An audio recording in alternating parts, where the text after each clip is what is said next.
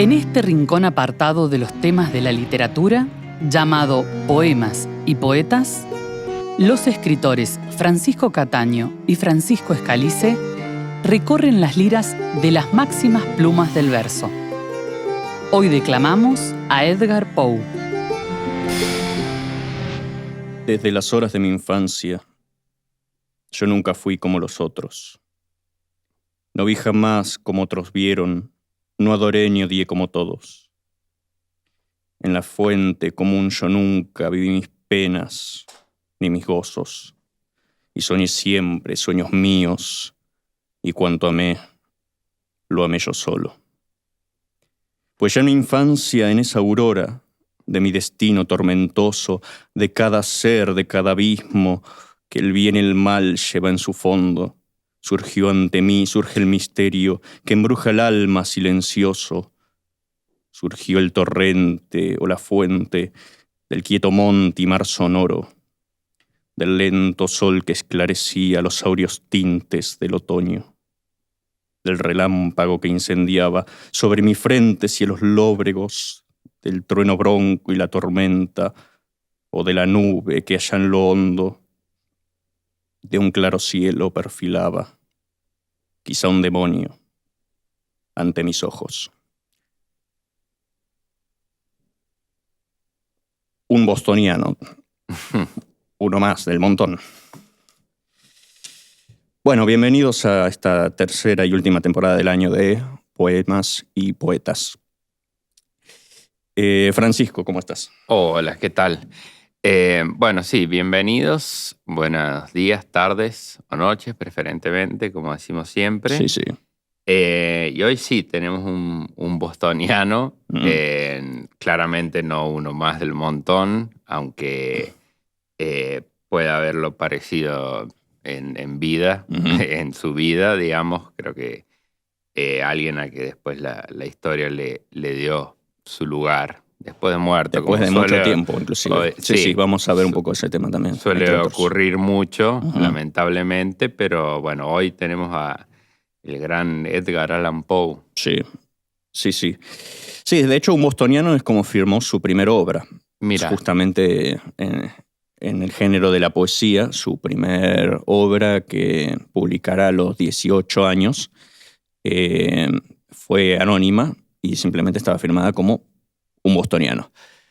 Y justamente, bueno, este poema, aparte de que tiene unos versos en particular que han retomado su relevancia, incluso hoy en día, bueno, un poco se llegan a percibir, se llegan a leer, diría incluso por redes, cosas por el estilo también, que es uno de sus cuantos poemas póstumos, en todo caso, que surgieron después, pero que remontan, como convenientemente para nosotros, a su infancia, justamente. Sí, y también, digamos, acá en este poema en particular también nos está dejando claro que es un distinto y que lo sabe, ¿no? Uh-huh. Creo que hay algo de quizás de cierta arrogancia justificada, ¿no? En esta cosa de saber que él va por una vereda distinta, claro, al resto de personas. Quizá de saberse único. Sí. Y bueno, es un tema un poco. Lo que pasa con Poe, a ver, es una figura que ya es harto conocida por un lado y también muy, muy misteriosa. Incluso la fecha de su nacimiento es todavía cuestionable hasta el día de hoy. Y ni hablar, bueno, la circunstancia de su muerte, que es un gran tema que nos va a tocar tratar. Sí, es un tema que también vamos a ver, porque como no podía ser de otra manera, está rodeada de misterio. Uh-huh. Y Poe es otro de los casos, que ya hemos tenido varios acá, que saltó a la fama también por sus cuentos, uh-huh, pero que se consideraba a sí mismo más que nada un poeta. Uh-huh. Sobre todas las cosas, incluso hay cuentos que son considerados prosas poéticas. A veces se compila, por ejemplo, bueno, en esta compilación que tenemos acá en la mesa, hay cuentos cortos que verdaderamente en rigor son perfectamente tomados como con un nivel de lirismo, que es justamente lo que hace Poe, especialmente en sus versos, como vamos a ver, es retomar la poesía lírica, es decir, la poesía más emocional, donde hay escenarios, hay planteos de situaciones, escenarios, pero son sumamente sutiles y prima sobre todo el sentimiento más franco, que el sentimiento más franco suele ser también el más trágico, el más... Bueno, en el muy conocido Cuervo, que no vamos a leer en esta ocasión, pero ahí obviamente se trata justamente de buscar la temática más trágica posible. Y el tema de la emoción, de aquella sombra inquieta dentro del ser humano y dentro de sí mismo también, ¿no? Obviamente. Sí, un poco también seguramente vamos a profundizar más adelante en el cuervo, la temática del cuervo fue elegida eso buscando el acontecimiento más trágico posible, que es Bien. La muerte de una mujer bella, es como la muerte de una belleza. Que es una temática que justamente está entrelazada con muchos de sus cuentos. Sí. Sí, su poesía también, digamos. Bueno, como decíamos, Edgar nació en Boston, Estados Unidos, 19 de enero de 1809. No sé, vos me decías que había cierta... Que está un poco en duda también. Está un poco en duda. Y no, bueno, tuvo una vida muy marcada por una serie de tragedias. Tragedias que algunos pueden haber tenido que ver con decisiones propias y otras los vaivenes de la vida. Claro. Bueno, específicamente, se queda huérfano hacia los 3 años de sus padres actores, diríamos, ya con esa vena un poco más clara en lo artístico al menos, así en un sentido más amplio. Pero, a contrario de alguno de sus hermanos, tiene la dudosa, en principio, fortuna de ser adoptado por una familia opulenta, los Allan, de quienes toma su segundo nombre. Originalmente estamos hablando de Edgar Poe y después trasciende como Edgar Allan Poe cuando toma el nombre no de su padrastro, en este caso, sino de su madrastra. Claro, sí. Su padrastro tenía una relación bastante complicada. Su padrastro no concebía el hecho de que él quisiera dedicarse a la literatura. Le molestaban ciertos vicios autodestructivos de Edgar. Y no, bueno, siempre tuvo una mala relación, bastante complicada, a diferencia de su madrastra, con la que se dice que inclusive su madrastra tenía hasta cierta adoración por Edgar. Claro. Y bueno, como decías vos, de ahí decide tomar el apellido por ella, no por su padrastro. Claro. Sí, bueno, en este sentido Poe es un romántico en todas sus facetas, en la poesía, en el cuento y en su vida personal también. Está marcada por un sinnúmero, te diría, de mujeres, más que nada por el desamor, evidentemente, pero bueno, nunca renunció a esa parte suya también más pasional, que también, entre otras muchas cosas de Poe, se ponen en duda en cuanto a su posibilidad real de consumar esas pasiones que en su poesía, a ser lírica, digamos, sobresale de mil maneras. Sí, bueno, digamos que justamente el de Poe es un romanticismo más bien oscuro. Sí. Porque hubo, digamos, casi que no podría ser de otra manera, porque hubo dos cosas que marcaron su vida, fue el amor y la muerte. Claro. Y la muerte del amor, ¿no? Su madre adoptiva también fallece no recuerdo bien a qué edad tenía él, pero también es un hecho en el que En general son todos fallecimientos tempranos. Sí, además. sí. Tanto el de sus padres biológicos. Posteriormente creo que el que más fue longevo fue el señor Allan, pero que igual falleció en edad del autor de Poe a sus 25 años. Claro. Entonces, la segunda mitad de su vida ya había perdido la enorme mayoría de gente Claro. que alguna vez lo quiso, poco, mucho, más o menos, pero era como... Sí. esa incertidumbre más que nada en lo emocional. Y bueno, creo que el poema que leí recién también un poco apunta a eso, que como digo, es un poema que salió a la luz posterior a su muerte, como algunos tantos otros. Muerte que justamente, bueno, genera más polémica incluso que su propia vida, como ya vamos a ver. Bien, pasemos a un segundo poema y seguimos un poco hablando de vida y obra del autor. Este se llama, ya, bueno, uno más conocido quizás inclusive, El Valle de la Inquietud. Antes, callado valle sonreía, donde nadie vivía.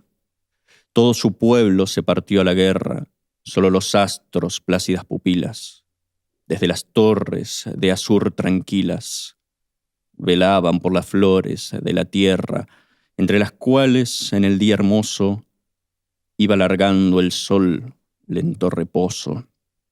Ahora cada peregrino asiste a la inquietud de la hondonada tristeza.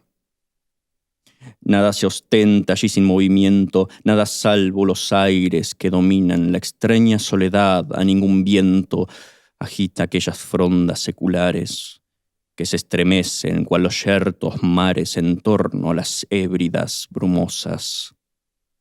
A viento alguno remolina el vuelo de esas nubes que cruzan en el cielo inquieto, eternamente rumorosas, por sobre las violetas que parecen alzar ojos humanos la mirada, por sobre aquellos lirios que se mecen y lloran sobre tumba innominada, se mecen, por jamás sus cáliz brota.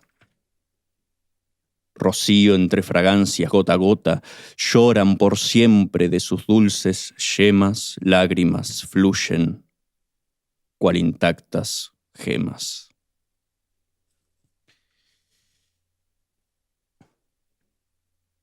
Bueno, ahí ya ostenta un poco el tormento justamente de la pérdida.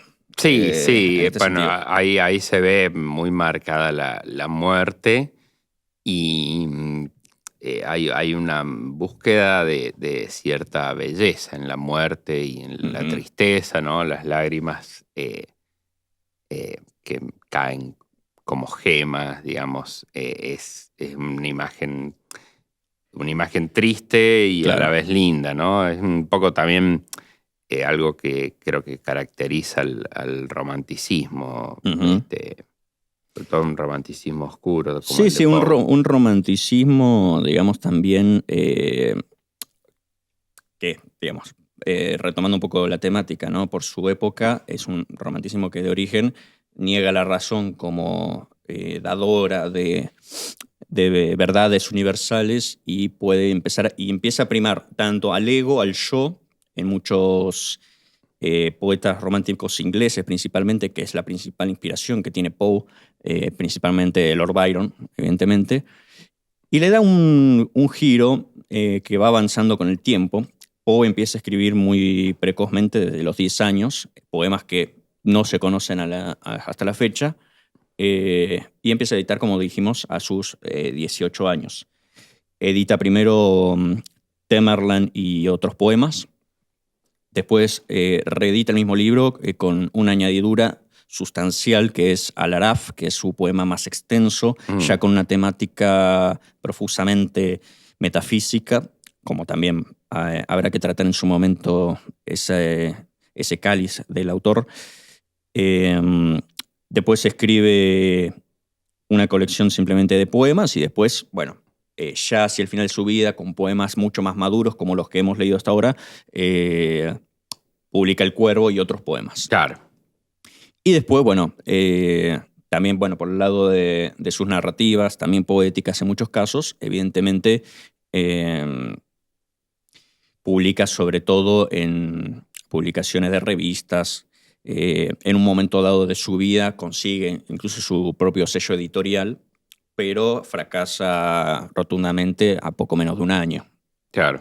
Pero eso, bueno, ya hacia el final de su vida, y consigue cierto reconocimiento, lo que sí, evidentemente, nunca consigue un sustento económico a partir de eso, por claro, supuesto. eso, digamos, a Poe tratar de vivir de su literatura le trajo muchos problemas económicos. De hecho, en su primer matrimonio, que se casó con una prima, Uh-huh. Clem. Sí, Virginia Clem. Claro, Virginia Clem. Dice que comían una hogaza de pan por día, Claro. porque, digamos, el pasar económico era muy malo. La relación con su padre fue tan mala que lo terminó desheredando, digamos. Sí. No le dejó nada. Sí, ya ahí, joven, evidentemente, el problema económico se notaba mucho por la dependencia que tenía con Alan hasta el día de su muerte, que finalmente ni siquiera pudo heredar algo en su testamento, pero ya le había jugado una mala pasada en sus estudios con respecto a promesas de dinero que no llegaban. Claro. Y ese ciclo medio que un poco se iría repitiendo, evidentemente, incluso, como digo, en momentos de gran éxito, dando incluso conferencias, el mismo Poe ya maduro, ya en sus 30 y pico de años, próximo a su muerte. Sí, murió muy joven. Murió a los 40, claro. Pero conoció el éxito no solo con algunos de sus cuentos, muy conocidos, evidentemente. El Escarabajo de Oro, por mencionar uno, creo que es el primer gran éxito que pone. Bueno, después en la poesía estrictamente, evidentemente con El Cuervo. Y hay algunos, como el poema que voy a leer ahora, que para la opinión del mismo Poe son incluso superiores al Cuervo. Desgraciadamente, uno cada millón, dice él mismo, son los que van a compartir su opinión. Ahí coincido con el autor de la traducción, que es Obligado. Carlos Obligado, argentino. Argentino. Sí. ¿Es primero o segundo traductor de Poe al español? Latino es el segundo. Claro. Yo lo había traducido en la poesía un colombiano o un venezolano, si no me recuerdo. Por lo menos en torno al Cuervo específicamente, pero es de los primeros y el primero argentino. Claro. Obviamente conocemos las traducciones de Cortázar sobremanera, pero él tradujo sobre todo sobre todo los cuentos. La prosa extensa. Y tradujo El Cuervo. Y El Cuervo específicamente, casi a modo de proyecto antes que de labor. Bueno, este poema, muy admirado por el mismo autor, que tenía... Si decíamos que Borges era crítico consigo mismo, Poe era el precursor de esa autodestrucción también en ese sentido, quizás, tal vez. Sí. Hay algunos de sus poemas rehechos hasta 5 veces, publicados, republicados, con otros títulos, etc. Este es el final del poema La Durmiente. La dama duerme, oh Dios, pueda su sueño, al parque prolongado ser profundo. Guárdela el cielo, guárdela del mundo, que otro más santo a este labrado techo, que otro más melancólico a este lecho sustituya y descanse, oh Dios, tranquila, velada humanas lumbres, la pupila, y al desfilar de espectros, tenebroso. Mi amor aún duerme, oh Dios, que su reposo pueda cual es continuo ser profundo, lejos de ella el gusano vagabundo pueda abrirse remota en la espesura para darle mansión bóveda oscura, bóveda ilustre y familiar, que acaso con nobles colgaduras de oro y raso realzó más de una vez armas triunfales. De su estirpe en antiguos funerales, sepulcro solitario a la distancia, contra cuyo portal lanzó su mano, mas a una piedra ociosa, allá en la infancia, cóncava tumba de cuyo hondo hueco no irá allá a despertar trémula el eco, creyendo ir, pobre hija del pecado, gemir los muertos en el hueco helado. recuerda un poco al entierro prematuro, por ejemplo. El cuento, uno de los famosos cuentos de Poe, uno de por los supuesto. famosos cuentos de... Y hay muchas temáticas que suceden así, se repiten tanto en verso como después las volca en Claro, su prosa. sí. No, digo que acá tengo que confesar que me pasa, como comenta Carlos Obligado, el traductor, que no soy una de esas personas de 1 en 1.000.000 que valora a la durmiente por encima del cuervo, como Claro. el mismo Poe había dicho que sería muy raro, pero que él era uno de esos. Que lo consideraba superior, pero también eso, consideraba que poca gente lo iba... Poca gente, no, 1 en 1.000.000 iba a hacer de su opinión. Claro, sí. A valorar más la durmiente que el cuervo. Sí, no es no es que la durmiente es un muy lindo poema. Tiene, digamos, uno tratándose de Poe, ya la durmiente ya te trae una reminiscencia de muerte. Claro. Directamente, y desde el título y tratándose de Poe, uno intuye por dónde viene. Claro. Por dónde vienen los tiros. Claro. Tiene esta fascinante facilidad, bueno, hablamos en algún momento también de la poesía narrativa, evidentemente sus poemas, aunque evocan sobre todo imágenes sensoriales, emocionales, como decíamos recién, siempre te llevan a mínimamente, bueno, en el Valle de la Inquietud también se notaba un poco ese sesgo de una historia, de un mito, de un misterio. Hay mucho ser fabuloso, como pueden ser las hadas, como pueden ser seres ígneos. Hay una cuestión ahí metafísica que vamos a tratar más hondamente en la segunda parte de este podcast sobre Poe. Pero sí, bueno, en el caso, por ejemplo, de La ciudad en el mar, que ahora vas a leer, también se puede ver un poco eso, cómo a través de la emotividad siempre presente, siempre fiel a ese lirismo, a ese verso, puede evocar imágenes también narrativas. Sí, también un poco se ve ahí, digamos, Poe fue un gran influyente de todo lo que es el simbolismo francés, que es un poco lo que vamos a ver en el próximo episodio. Sí. Y pueden verse esos tintes, esa semilla del simbolismo que, digamos, bueno, que germinaría después quizás en otros autores, ¿no? Que generaron más ese paso. Edgar está más del lado romántico, pero se ve esa semilla. Claro, planta un poco el principio del fin del romanticismo. Sí. Como decíamos, incluso se ve mucho más claro en sus cuentos que los personajes que él utiliza, que él esboza, están muy, muy fielmente representados en Byron, sobre todo, pero él es admirador de todo el romanticismo inglés. Claro. Reconoce evidentemente los grandes talentos que son contemporáneos en Estados Unidos. Un Estados Unidos, se ha dicho de paso también, bueno, marcado por la guerra civil, la guerra de secesión, la separación entre sur y norte en cuanto a esclavistas y antiesclavistas. Sí.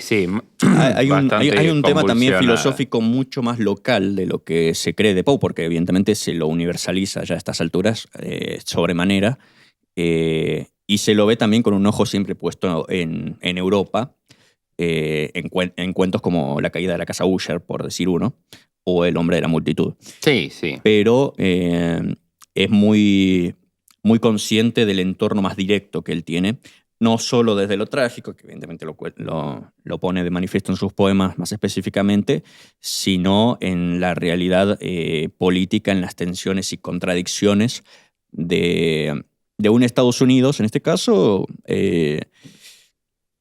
marcado por el fin de ciertos elitismos, conflictos también entre demócratas y republicanos, bueno, que es permanente en la historia de Estados Unidos. Sí. Y algunas posturas también religiosas que van a traer a colación, digamos, muchos autores contemporáneos y posteriores de Edgar, que también van a divagar un poco acerca de la naturaleza de principios también oscuros, trascendentales. Como digo, tanto antes como después. Bueno, el mismo Edgar Allan Poe intentó participar en el ejército bajo también otro seudónimo, Edgar Perry, si no mal recuerdo. Eh, pero, como tantas otras cosas que intentó en su vida, desgraciadamente no funcionó. No funcionó. Sí, que por sí una personalidad se lo ve, por ejemplo, en imágenes, alguien bastante enjuto, alguien bastante enfermo, hablando mal y pronto, evidentemente, pero también eso colaboró a cierta imagen posterior que se le hizo desmerecidamente al autor. Pero ahí vamos a llegar también a esa parte. Sí. Bueno, hablemos ya de los últimos 2 poemas para esta primera parte. Dale. Y ya nos abocamos enteramente a la muerte de Poe, que da más que hablar que su vida incluso. Sí. La ciudad en el mar. He aquí, la muerte se ha erigido un trono en extraña ciudad que lejos brilla, solitaria en el pálido occidente. Todos allí, los buenos y los malos, los peores, los mejores, uno a uno fueron llegando hacia el reposo eterno. Allí altares, palacios, torres, cúpulas, que el tiempo roe pero no estremece. En nada evocan edificio humano y enredor, olvidadas por el viento que olas encresta, a la quietud de siglos resignanse las aguas melancólicas. Jamás fulgor del cielo descendido de esa ciudad sobre las noches largas, pero del mar, fosforescencia lúgubre a los torreones en silencio asciende, sobre los techos espectral relumbra, sobre baluartes, muros babilónicos, templos y agujas y mansiones regias, sobre la densa flor abandonada de hierra saxia y lices de granito, sobre santuarios prodigiosos donde enguirnaldados frisos se entrelazan, la vid con la violeta y siempre viva, a la quietud perfecta bajo el cielo, resígnanse las aguas melancólicas y mezclase la piedra con la bruma y todo al parecer flota en los aires, mientras de lo alto de orgullosa torre a la ciudad inclina la muerte gigantesca, la mirada. Allí de par en par tumbas y templos se abren en el ras de las lucientes ondas, mas ni el tesoro secular que muestra cada ídolo en sus ojos de diamante, ni vivas joyas que los muertos lucen, tientan las aguas a dejar su lecho, pues ¡ay! Ninguna ondulación se riza sobre el desierto de cristal, ninguna ola murmura que aún existe el viento, allá sobre tomar más venturoso, que existió nunca el viento en otros mares menos tremendamente bonancibles. Mas ved, he aquí que estremeciéndose el aire, la onda también, un movimiento pasa, cual si las torres con un descenso breve rechazaran en torno el agua inmóvil, cual si dejaran descendiendo apenas en el cristal del cielo algún vacío. He aquí, enrojece el resplandor oceánico, respiran sordas las cansadas horas, y cuando, entre gemidos no terrestres, muy, muy profunda, la ciudad se hunda, de sus 1000 tronos se alzará el infierno a rendirle homenaje. Perfecto. Es uno de los poemas también, bueno, justamente como mencionaba, más editados en su vida, más corregidos, bueno, cambiados de título, etc. Y ya es de una temática también mortal. Sí, justamente. Sí. Ya cuando escribe esto, está en una etapa mucho más madura, ya pasada por varios episodios de muertes tempranas, como decíamos antes, varias tragedias. Si te parece, a modo de en paréntesis, por tema del tiempo, Pasamos a la última lectura y dejamos el tema de la muerte para la segunda parte. Dale. Para la semana que viene. Bueno, esto se llama Para alguien en el cielo. Uh-huh. Para mi alma fuiste, amor, cuanto en el mundo sonreía, la isla verde en el mar, amor, y la fuente y el arpa pía. Flores brotaban en redor, y cada flor fue solo mía. Sueño fugaz de tan brillante, amplio estelar que de tan puro lució un instante. En vano a mi alma lo futuro clama adelante.